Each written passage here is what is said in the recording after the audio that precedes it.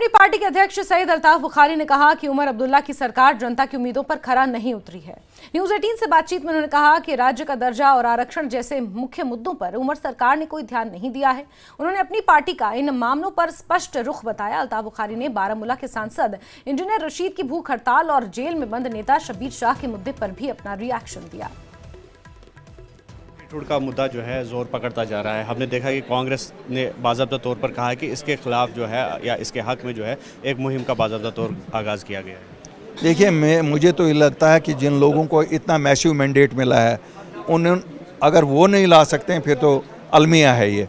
हम लोग जब 2020 में निकले, हमारे पास कोई मैंडेट लोगों का नहीं था।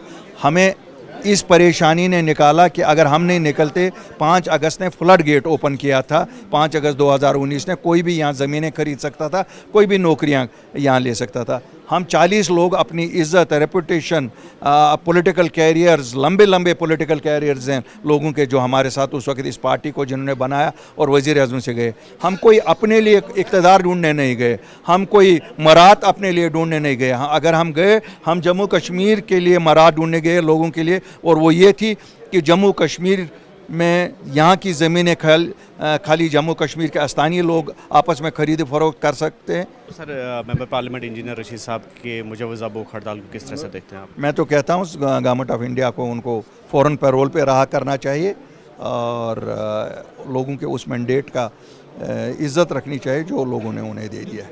शब्बीर शाह के सेहत को लेकर भी जो है अब सियासत तेज़ हो रही है। बिल्कुल, मैं कहता हूँ कि शब्बीर साहब का एक लंबा सियासी सफ़र रहा रोल है।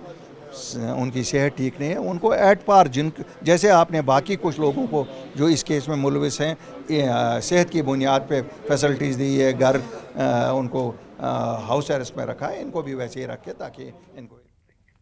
खबरें जारी रहेंगी।